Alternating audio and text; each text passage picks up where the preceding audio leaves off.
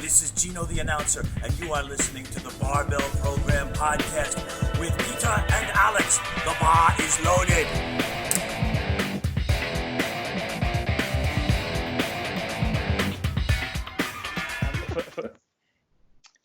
First of all, thank you very much to be on our podcast, because that's really an kind of an honor for us to talk to you, because I think the last kind of 2 months I was just talking with Peter about biomechanics even more than we did the last 10 years. So I mean, we are talking a lot about biomechanics of all the major lifts, but I think the whole thing changed to another level the last 2 or 3 months, and that's very cool. And so thank you very much for being on our podcast. Yeah, so could you please be so kind and give us a short introduction on what you do? So I own a company called Kinetic Advanced Consulting, and how it was developed was I went to school for many, many years to get my doctorate in human kinetics, and then there was no jobs available for teaching positions at the university. So I decided, well, I'm going to start making some supplemental income while I'm doing my postdoctoral fellowship, which is like a training time after you get your PhD that you kind of have to pay your dues until a university will hire you. And then I realized that I actually enjoyed it a lot more.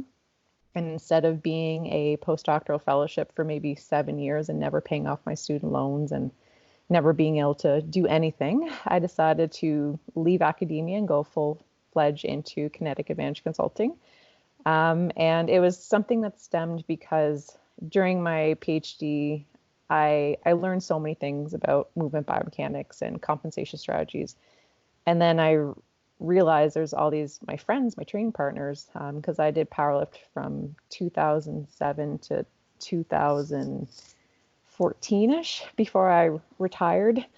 And then I realized, people actually care about what I know. And the more I started with my company, the more I realized there was this big lack of knowledge in the area, and that's where I kind of fit in, and it's taken off since then. And it's been amazing working with clients from all over the world, from my little home here in Calgary. Oh, I forgot you are from Calgary. Yeah, Calgary. Okay, Pete and I have been there 2018, so that's cool. Yeah, for Worlds. For Worlds. Yeah, I was there watching. Cool. If I'm not doing any, because I used to go to powerlifting meets and I'd record all the attempts and then offer assessments to the lifters.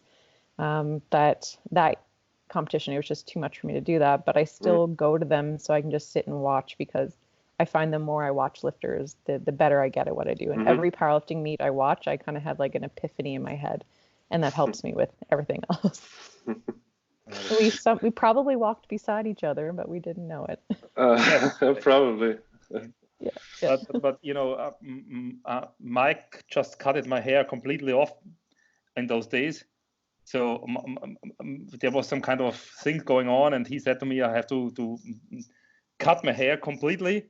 And so you had your head shaved like Mike did completely, at that time? Yeah. It looks crazy, and Peter was just beating me all the time. So there was a Mike who just cut my hair off and shaving my head, and Peter were beating me all day long.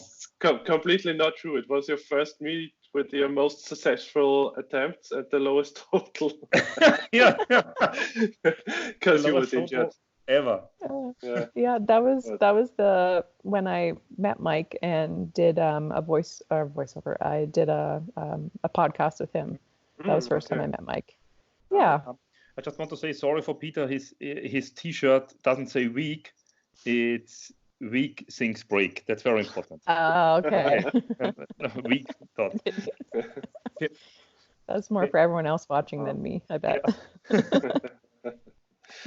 Yeah, it's funny because a lot of my athletes are working now with you, or at least it's an assessment with you. Your assessments are great in the gym in Austria. Mm-hmm. Okay, so you've listened to them. Yeah. Actually, you worked with Martina. Yep. Yeah, and another client of mine. Martina. So there's a lot of glute work involved now in the gym.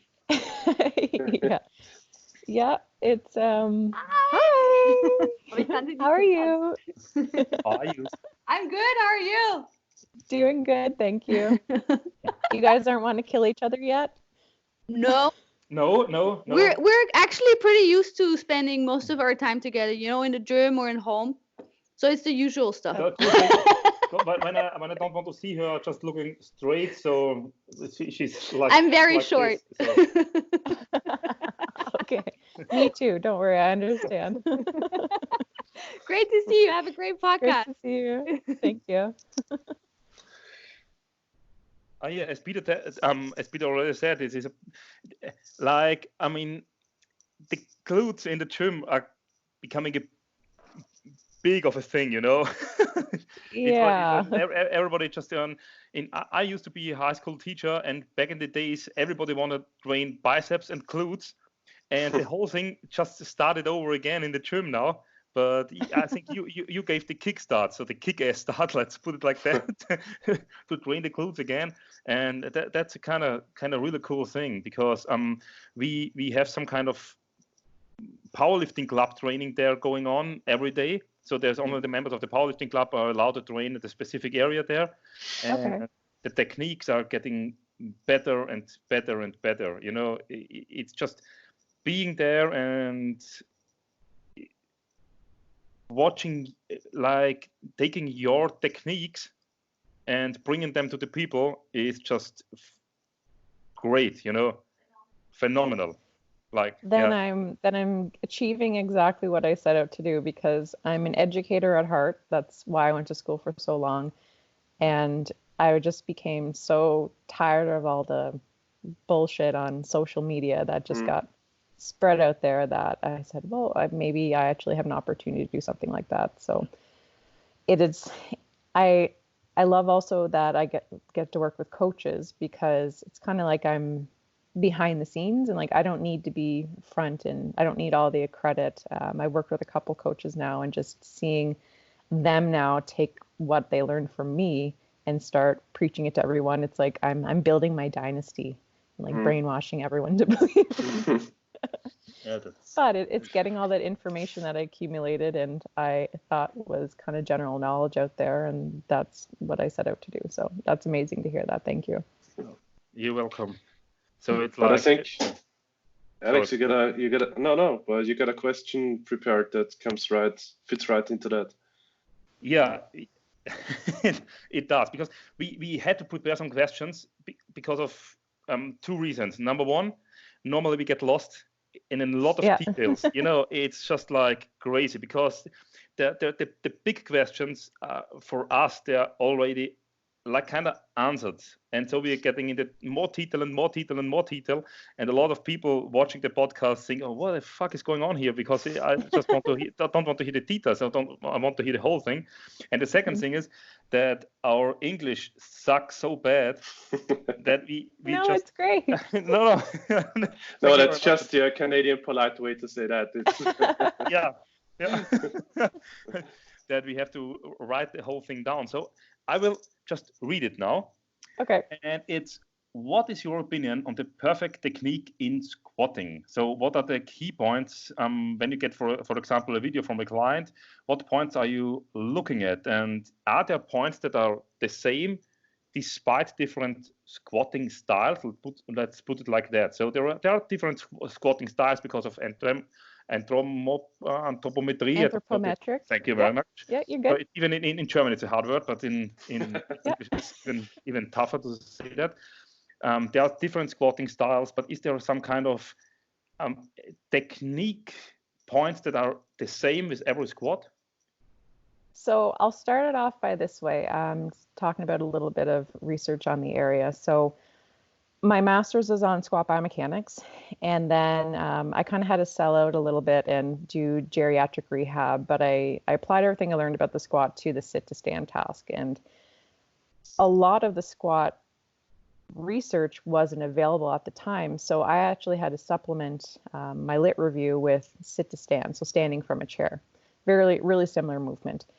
And I go back to it still quite a bit with working with powerlifters and looking at the squat. And what the research has shown is that how you stand up from a chair, there's a little bit of a motor strategy to it, but it really depends on your strengths and weaknesses. So if one muscle group is working a lot harder than the other ones, it doesn't like to be maxed out. Okay, so the body likes to more evenly distribute loading demands and efforts. So with the sit to stand research, what they showed is that it's almost like this sum. To stand up from a chair, you have your minimum joint torque requirements. So say you need a total of 5 to stand up from a chair, 5 units of, I don't know, total torque. So you get 1 from the ankle, 2 from the knee, 2 from the hip. Or you can get 1 from the ankle, 1 from the knee, and 3 from the hip. Okay, so if one muscle group is really weak and they can't achieve that 2 units of contribution or torque, then the hip has to take up the loading demands. And what will happen there, so that's a compensation, a transferring loading demands because of weaknesses, like so strength, mechanical limitations. And because of that, the changes in those kinetics, which is the forces that the muscles produce at the joints, it will result in differences in kinematics, which is the geometry, your technique. Okay, so your technique is really, at a really light load, you can do whatever you want to do, right? You can say, oh, I'm going to stay really upright the set, and it'll happen. But as you get heavier, no matter what you do, your body's going to do what's easiest. And that is why our form always breaks down as we get heavier. So when someone comes to me and asks what optimal technique is, I go, number one, what is the goal of the task? So for powerlifting, it's moving the most amount of weight possible. So just because your form breaks down doesn't mean you have bad technique. It's just what your body has to do to achieve that goal. Okay. So optimal technique is what's going to allow you to move the most amount of weight possible. So whenever I have a lifter who's trying to figure out if they should go wide or narrow, sumo or conventional, first I assess them and I determine what their strengths and weaknesses are. So for example, someone who has relatively weaker quads and they want to decide, should I be squatting narrow high bar? It's like, well, no. Okay, no, you shouldn't. Stick to what you're doing. You're taking advantage of your stronger muscle group. So going, a little bit wider and pushing your hips back, doing low bar is what they're going to do. But the next lifter, they may have relatively stronger quads and their glutes just don't want to engage. So they might start using muscles that we don't want to use so much, like the hamstrings and the adductors. And then I will say, well, no, you're not at the point yet to go low bar. Let's, work on that hip extensor strength before you even think about it. Because yes, you can take advantage of your back more, but as some of us may know, if you're always just using your back and not using your hips, it can cause some back injury. So,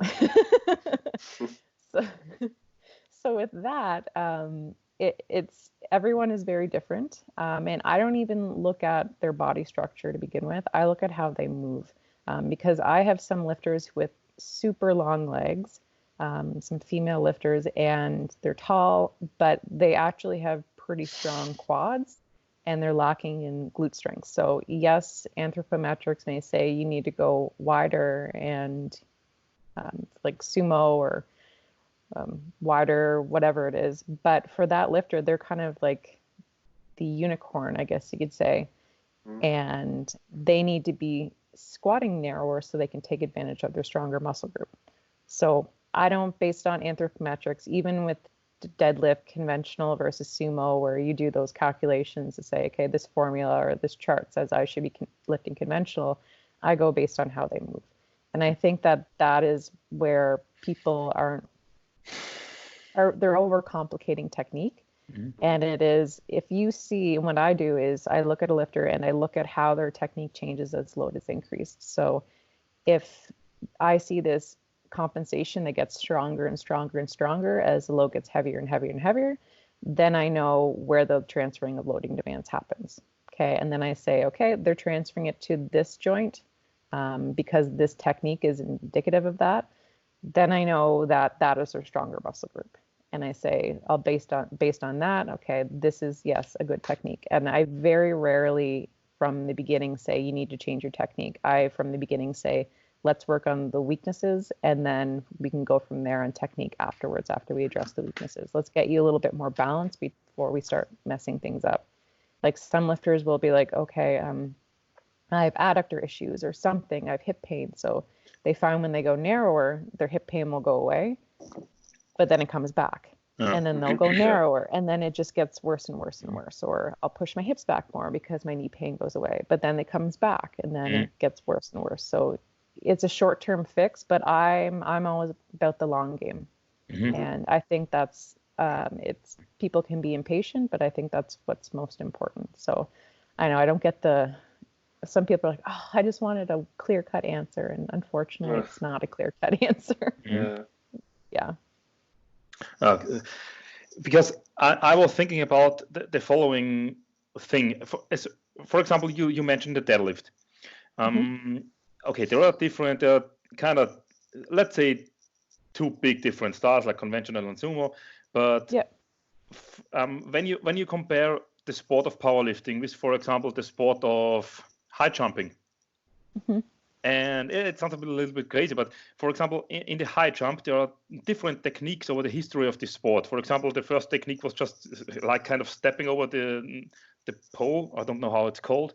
And now you're doing some kind of flop.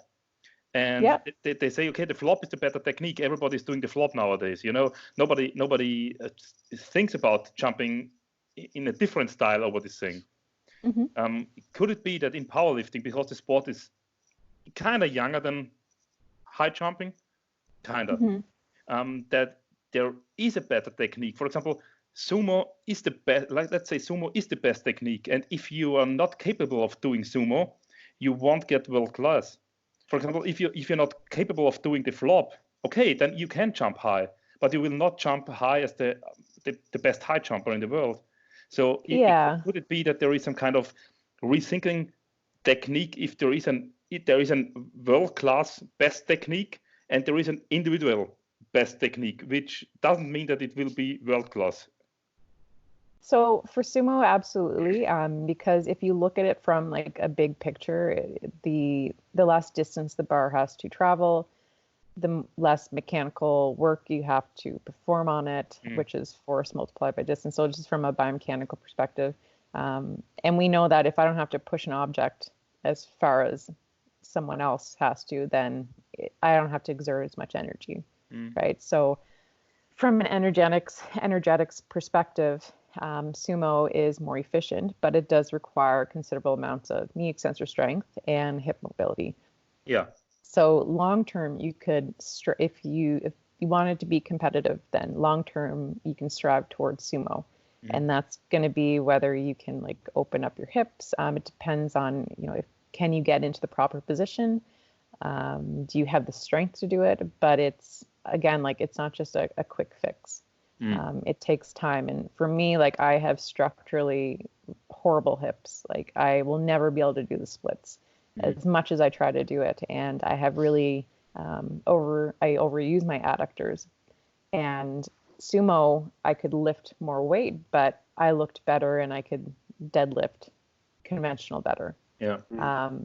So in my training, I lifted conventional, and then probably the last few weeks I switched to sumo because I had pretty good technique and I was hard on myself for that. So I was able to do it, but I got such bad hip pain. And this was before I really understand muscle compensation strategies.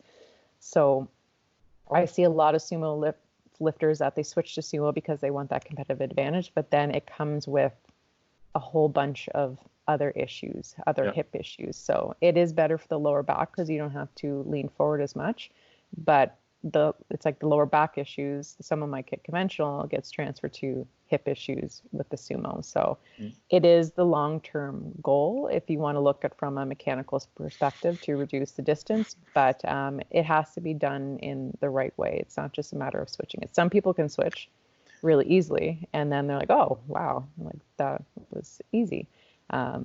But for switching to sumo, it's way more technical, and there's a lot more. Every lift has its own issues that could arise from it, and it's the same thing with sumo. If we took it to the next, because we're talking squats, deadlift is a lot more technical. But bench press definitely has an optimal technique. Yeah. And that is that back and up bar path. So the more you can get that bar quickly over towards your face, again, it's a shorter distance traveled than going straight up and then having to come back. But also it puts you in a really mechanically advantageous position for lockout. So sumo and bench press, like whenever I do my assessments, I start with squat. Squat, it will be based on your relative strengths and weaknesses. Bench, it will be as well, but you can tweak things and make it better. And then sumo, I don't really focus too much on strengths and weaknesses. I focus on the technique, because what you're doing to address your strengths and weaknesses on the squat will transfer over to your deadlift very nicely. So yes, with bench and deadlift, absolutely.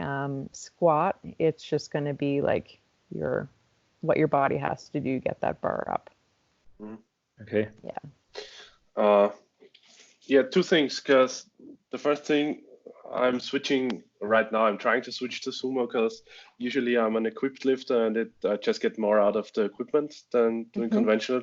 And I told Alex that I don't care about my sumo max right now. I care about my sumo max in 3 years. So I think that's what a lot of my athletes get wrong, that there is no instant technique change that brings them. Sometimes there is, you switch to sumo and it just feels fine, but sometimes it just takes months or years. Yeah, and you're always going to be better at what you do more often. And whenever you switch techniques, there's going to be a learning curve to that, and you have to kind of redevelop that skill. It's like learning any new motor task or any new skill. And then sometimes even with my lifters, I will say, like if they're deadlifting sumo, I will say, okay, you have to deadlift sumo with a 1 inch narrower stance on each foot. Like you have to bring your feet in. And they're like, what? Like I can't lift as much. And I was like, just be patient.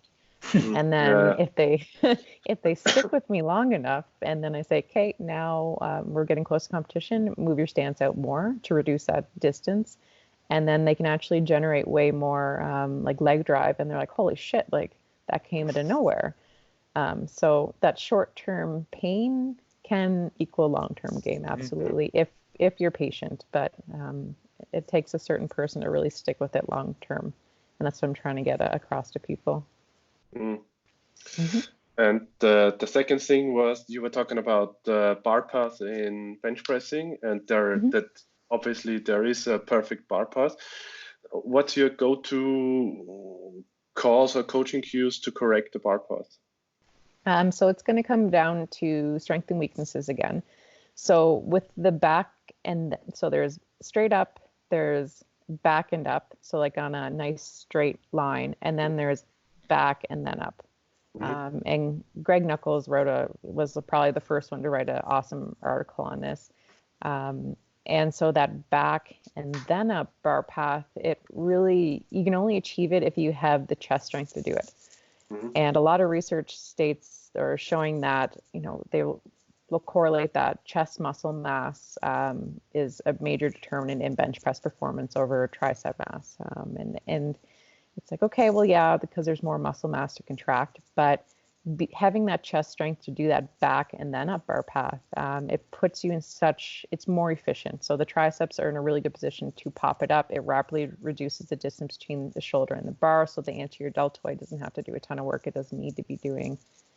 So it's the most optimal bar path, but you have to be strong enough off your chest to do it. A lifter who, like females, struggle with it because we don't develop the chest strength like most males do, and we'll rely more on our triceps. And especially if you do exercises like close grip, it can really reinforce the wanting to push straight up. And novice lifters, again, they haven't had the time bench pressing to develop the chest strength. So again, they are maybe weak overall, but they will rely more on their triceps as a motor strategy. And then that strength, the triceps will get reinforced more and more over time. And that's why arching is so good, because it'll reduce the range of motion that the chest has to work really hard in off the chest there. So yes, for cues, if the lifter has the strength to do it, it could like add 10 kilos to their max minimum, like immediately. And it'll pop up and it'll rush off their chest and like, holy shit, like how the hell did that happen? But if they are tucking a lot and touching low, then getting them to just think about like an elbow kick outwards is a good cue. But some lifters will take that and they'll lead with their elbows and then move the bar. So it's a matter of getting that timing where the bar needs to start moving towards the face and then the elbows will kick out a little bit.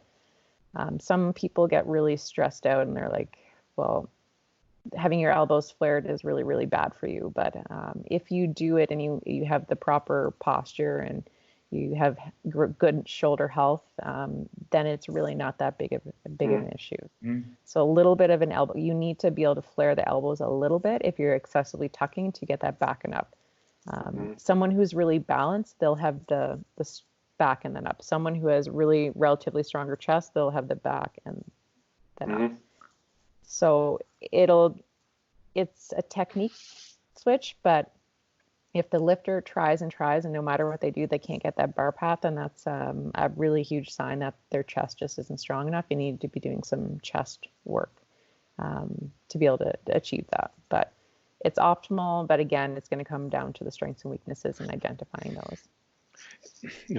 Could it be that the thing why this is a advantage position that you're over your shoulders and then press just up is because that I think there's a big misconception in one thing, and I think it's worldwide. I think this is a misconception about what an open and then closed kinetic chain is, because normally people say that bench pressing is an open kinetic chain, but actually it isn't when you press like this, because you are kind of close, because you can, if you now just kind of flex your elbow, the bar is going up. If you flex your back, the bar is going up. Even if you flex your biceps in your shoulder joint, the bar is going up. So this is a closed kinetic chain. It's not an open kinetic chain. If it's the dumbbell, if you have a dumbbell right here, it's an open kinetic chain, because then if you flex your elbow, it's like this. If you flex your pecs, it's like this. Okay, but that's an open kinetic chain, because the definition of a closed kinetic chain is no matter which muscle you are using, you creating a bar direction in the direction you like to have it. Yeah. So, and I think the more you get in a closed kinetic chain, for example, during the sumo deadlift or during the bench press, the better it is, because the more you can use every single muscle and you don't need to coordinate the muscle action. Because if you're in an open kinetic chain, you have to coordinate it. Now I have to put more stress on the triceps. Now I have to put more stress on the backs. Otherwise, the barbell is falling on my face or on my hips or somewhere. But I always think that, as you say, there is some kind of perfect technique. And I think the closer it is to a closed kinetic chain, the better it is. And that's why I never press even back, you are there, and then you can press up, and then you are in the closed kinetic chain. Everybody is saying this is the barbell bench press is an open kinetic chain, because the distal part of the movement is free, but it isn't. It's only free in that direction, and it's not free in that direction. So it's also doing closed kinetic chain than everything else. I never really thought of that. So awesome. And well, a lot of textbooks are now getting away from the term. Yes, because give him a treat. Yes. A lot of textbooks are actually getting away from the term open and closed kinetic chain. So I was a co-contributor for the Biomechanics chapter for the NSCA's Essentials of Personal Training, their newest edition coming out. And they actually asked us to stray away from that section and not talk about open and closed because of some misconceptions there. But the whole purpose of open versus closed, I think gets away from people, like you said. And you said like the most distal part of the body, but your feet are pushing down on the ground and you get leg drive. There's energy transfer through the body, just like the squat. Your upper shoulders, yes, are on the bench, and you're using that as well to drive the bar up. If you're doing, it's almost hard to have it as an open kinetic chain the way you describe it. Yeah, unless you're doing a bicep curl, I mean, the biceps curl, that's the whole open and close kinetic chain only works in a multi-joint movement approach. Yeah. And for example, if Yeah. you do some kind of close grip bench press and you lower the weight on your, the lower part of the sternum, and then you have to press it up over your shoulders, then it's an open kinetic chain because you have to have a perfect coordination of triceps and anterior deltoid strength just to have the power pass in the right direction. But if you're pressing like this, there You're very restricted. any perfect coordination, because no matter what you do, the bar is going up. Yeah, and it just has to go straight up. Yeah, it has to. So that's perfect Yeah. to have it like this. And if you have the only thing is that when you press like that and you have no bridge, you just need to touch your neck, and that's bullshit. Yeah. But if you have the strongest bridge ever and you bring your chest over your shoulders, then you can press close kinetic chain all the way through.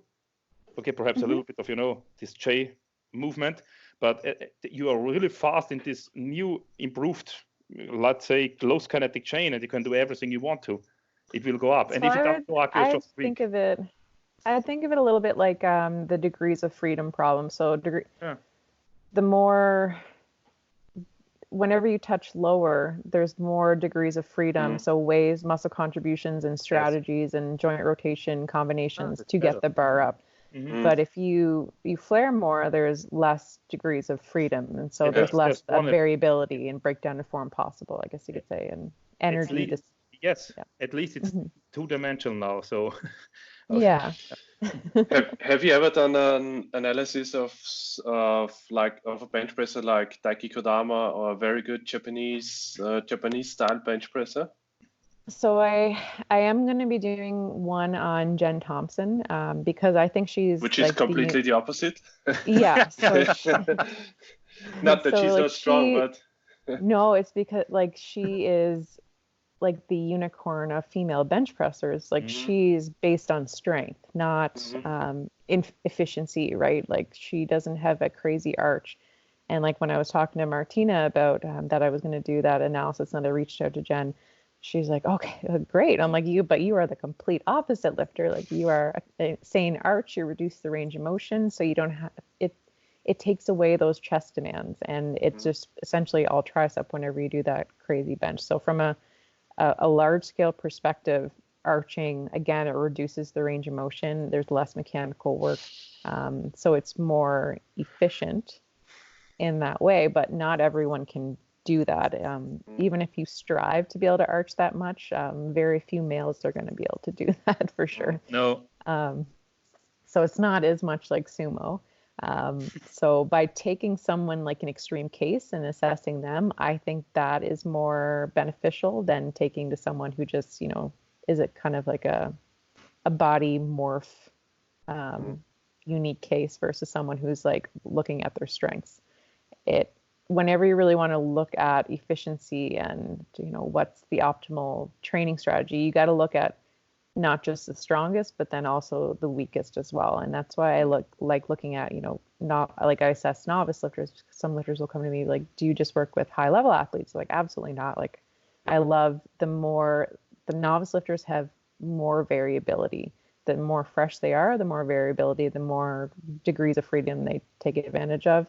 The advanced lifters, they're very restrictive and they're consistent whenever they lift. So you got to look at both spectrums for that. But yeah, I've already started assessing Jen's. I just promised her that I would send it to her first out of respect. So I'm not going to say too much on that. But if you look at her elbow position and how she benches, like, she's got strong chest muscles to be able to achieve that, especially for a female. And it takes time. You really only see high level female benchers being able to do what she can do.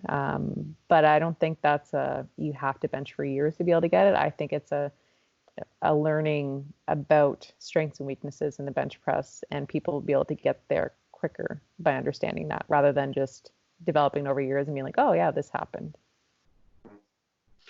do you think a lifter has to be built to bench like that? Because if you think about the space between your acromial, the subacromial space, is it called like that? Yeah. Space. So do you think you have to be built to bench like that? I find with the shoulder, there's a lot less structural limitations like there is with the hip, because the shoulder is pretty free floating in comparison to the hip. The hip it's built for energy transfer. It's built to be solid. Shoulder, you can improve your mobility a lot better, but it depends on posture. And for that subacromial space, it will, if you're going to run into issues with all the tendons rubbing against the bone, the fix is getting your shoulder blades in the proper position so that it doesn't happen.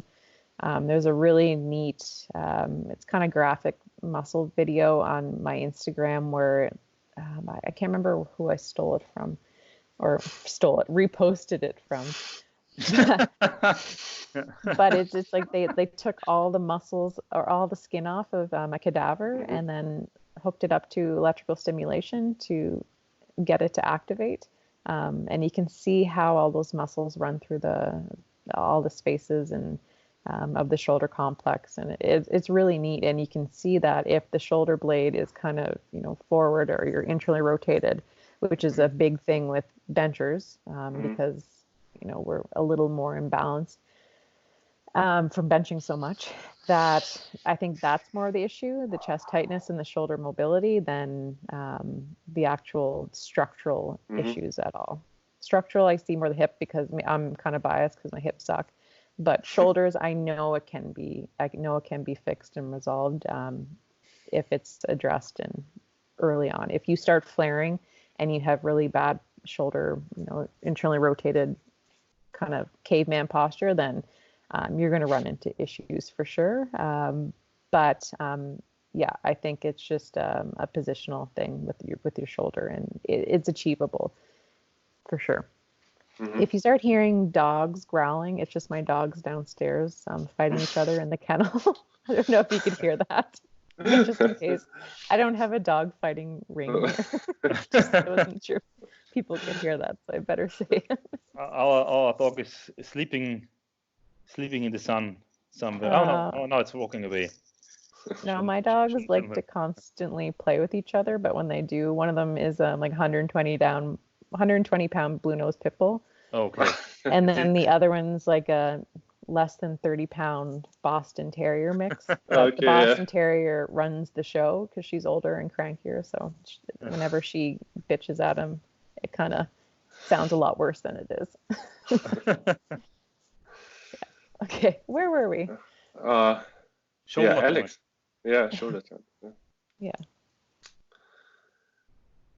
But it seems like that you should get rid of your caveman posture to get your shoulders healthy again. Because usually I have big issues with my shoulders, and I don't think that I have the baddest shoulder mobility. I think it comes more to what you described before, strengths and weaknesses. And I did Brazilian Jiu-Jitsu for a few years, and I had a pretty strong upper back. But I think I lost at least a part of that. So it's super hard for me to get my shoulder blades in a correct position and actually hold them in a correct position.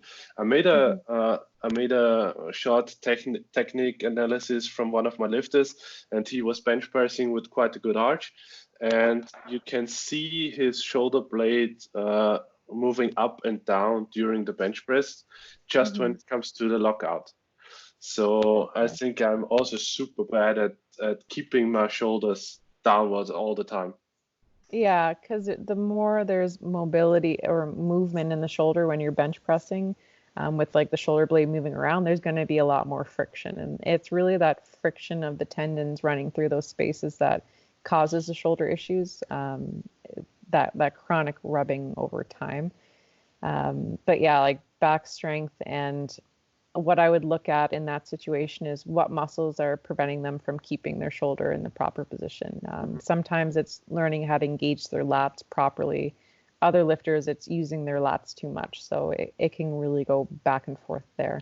If they're shrugging too, a lot of lifters will kind of, instead of using their elbows to get the bar up, they'll kind of shrug the bar towards their shoulder. And that just causes extra issues, overuse of the traps, and then neck issues. And yeah.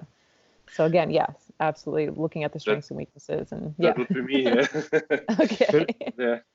Could it be that if you, for example, some lifters have really big issues keeping the, like Peter said, keeping the shoulder blades together when it comes to the lockout? Can it be that because their triceps are weak and they just want to complete the lift and they want to keep momentum on the barbell, that the only option they have is to bring the shoulders forward just to keep the barbell moving and keep the kinetic energy in the barbell to try to lock it out?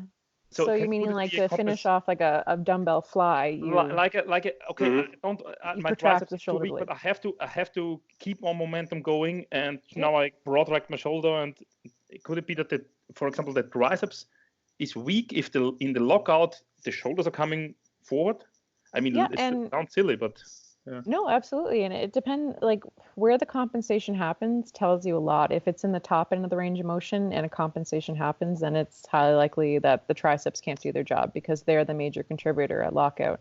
And off the chest, if the compensation's happening there, then it's likely because the chest is not able to do its job. And that's why we see when lifters kind of push away from them or straight up off their chest, it's because they're like, if you think about if you're doing a skull crusher and you just use your triceps, the bar is going to move away from you.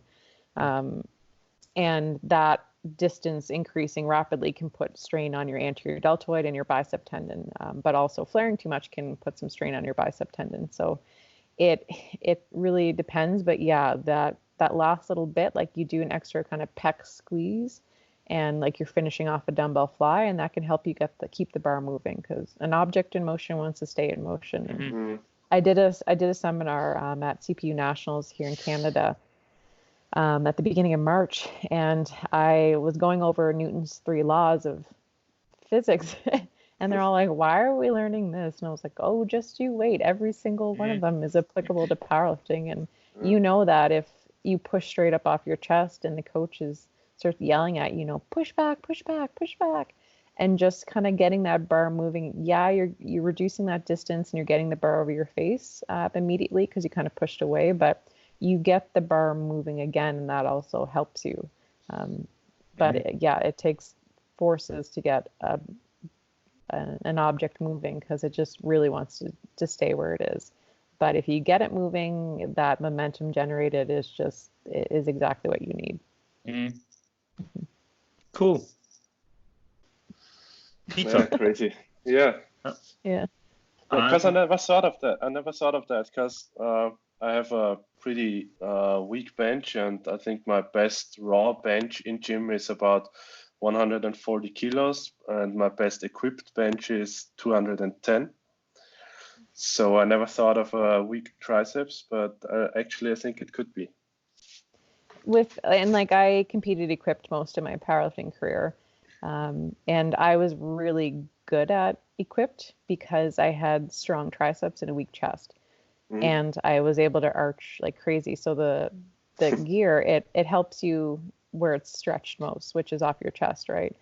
So lifting equipped, it just reinforced my top end strength more and more over time. Like I wish I knew then what I know now, because maybe I would have been even stronger because all I did was equipped, and then my triceps were really strong. Like bench was like my best lift, which is rare for a female. I studied the squat because I sucked at it, and like I could squat 150 kilos equipped, but I could barely do 80 raw. Mm-hmm. Just because I was so weak in the hole, and that's why I was kind of selfish and I wanted to know why I sucked so much at it, and that's why I researched it. But people need to realize that it's like a sliding scale for every lift. Like for the bench, it's chest and then triceps, and so they're both working, but one becomes the kind of the make it or break it muscle based on the range of motion. Same with the squat. It's knee extensors, and then as you get higher and higher and higher up, the hip extensors start becoming that make it or break it muscle group. And so it's understanding that and looking at where the compensation happens in the range of motion. Yeah, that's a very good perspective. Yesterday, Alex and I talked about, we do a lot of seminars and we all have a lot of clients or athletes, and he told me, and I told him too, that if he asked me about 6 months ago about an opinion on a movement, it was completely different to now. And I think it never changes or never stops like that. We're doing this stuff for 20 years now. I mean, and 10 years ago we said, okay, if you asked me 2 years ago, I would be of a complete different opinion. And nowadays you say, okay, if you asked me 2 months ago, it would be a complete different opinion. The whole thing is changing so rapid, man. That's really good. It shows some intellectual honesty. So the worst thing you can be is intellectually dishonest, because then you're that stubborn mule that, like, even though our technology and our knowledge is constantly evolving and we're learning more and more things, and so you need to base your opinion off of the current state of knowledge. If you're always just stuck in what you said and you're just terrified of being, like, admitting that you were wrong back then that is the worst thing possible. Like, back during my master's, I thought quads were the end all of everything, and then I was like, no, the glutes aren't as important. And now I'm like, shit, like the more lifters I work with and the more kind of pelvic bracing dysfunction I see, and I'm like, okay, I was very quad centric. I wasn't looking at the whole body, and I was very biased because I looked at everything knee extensors. Like, for my PhD research, it was all knee extensors because I was looking at geriatric populations, so older adults, and they experience a selective atrophying of large type 2 muscle fibers, and it hits their quads more than any other muscle group. So I looked at that muscle group, and then I kind of got so focused on the quads that I was a little too focused on the quads for squats as a result. And then but you have to constantly evolve, and I've had some kind of, I don't like to get into arguments on social media or anything like that with people, or even academic debates through letters to the editor at journals, but I know that I've been guilty of, being focused on one thing when I wasn't looking at the full picture, and I evolved from that, and every coach should be evolved. And it's that old school mentality. There's a lot of technique issues with old school kind of powerlifting mentality. I started lifting in a gym with a bunch of big guys, and they told me to lift like they did, and it was a lot of grunting and just muscling it up. A lot of farm boys. Like, I grew up on a small island in Sounds Canada. like a nice place to me. Sounds like wait, yeah, on an island. It's on an island. Yes, it's covered, surrounded in beaches. It's beautiful, and it's a lot of farming community, and we're known for our potatoes, PEI potatoes. But I trained like they did, and if you asked me how you should be training back then when I just started my master's, I would tell you something totally different than by the time I finished my master's and actually learned more about biomechanics. And you kind of, everyone is going to go off of some sort of personal bias. You can't avoid it, but it is your obligation as a coach to minimize your personal bias as much as possible in order to be, scientific about it and evolve and get better. And I'm still learning things every day that I thought I knew everything when I was doing my master's, and then getting through my PhD, it was a total shock to the ego. Like, I was like, I don't know anything. I don't deserve this. I'm an imposter. And then now with my business, I'm like, oh, maybe I do know stuff, and oh, people are benefiting, and yeah. But there's still a curve, and I'm still learning more and more every day. And that's why I never stop watching lifters and watching competitions and watching people on Instagram. You might go down the rabbit hole watching videos, but that is like the best thing you can do in terms of technique and understanding lifting. I'm fascinated Yeah, you know,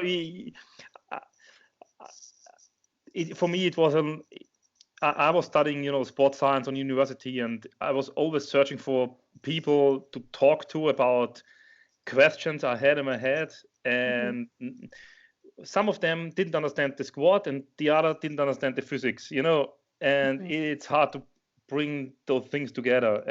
There are so few people that you can talk about the whole thing and that are understanding you at least a little bit, Yeah. I mean, not from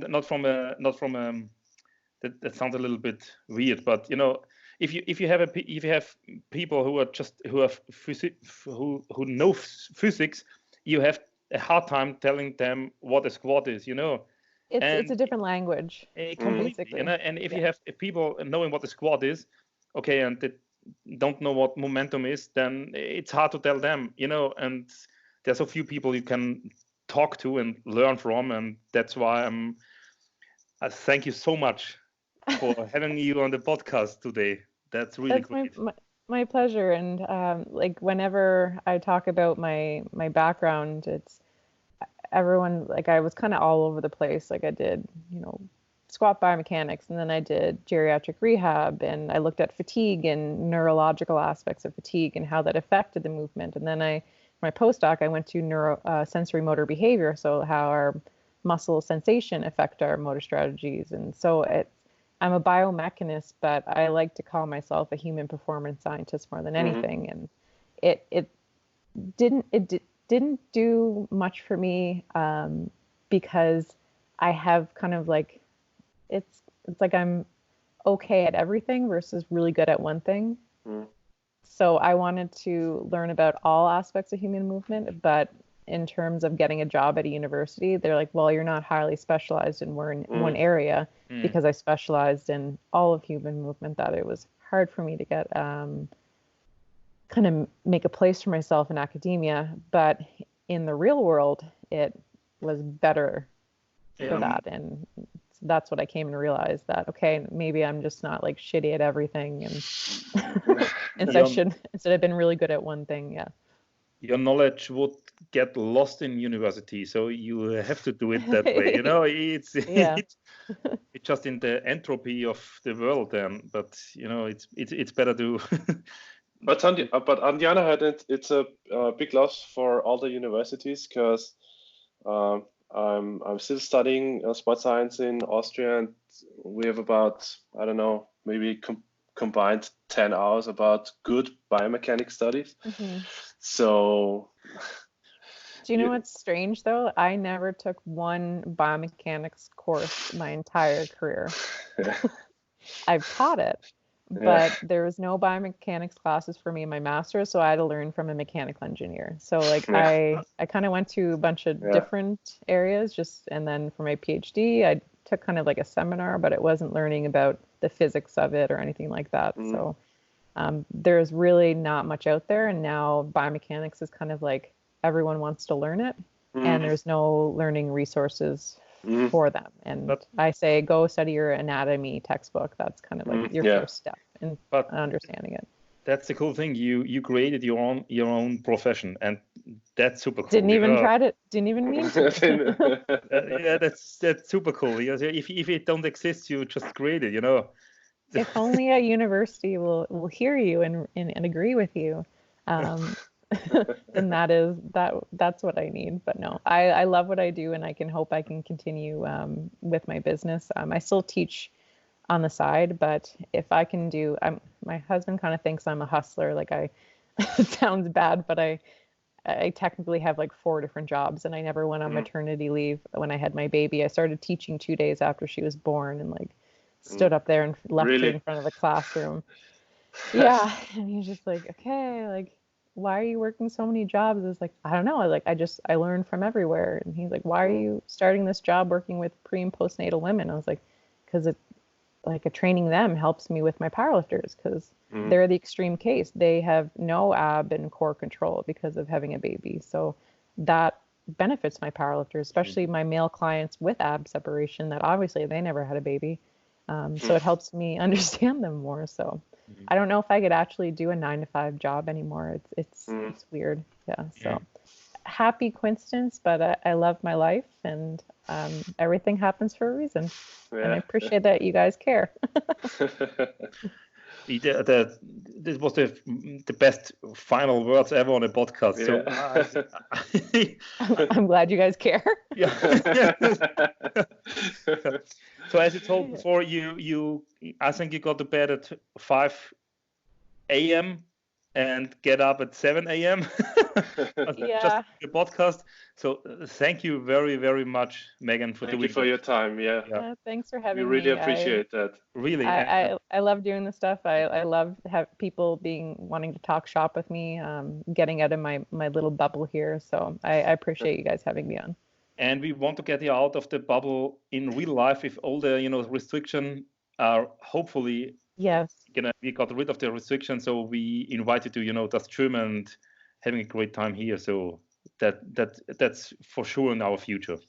Yes, I absolutely. If not this summer, maybe soon after that. I have some family over there, so I've never been overseas, so I need to get over there very badly. Perfect. Right. Thank you very much, and have a great day in Canada at your home. Thank you. Bye. Bye, Megan. Bye.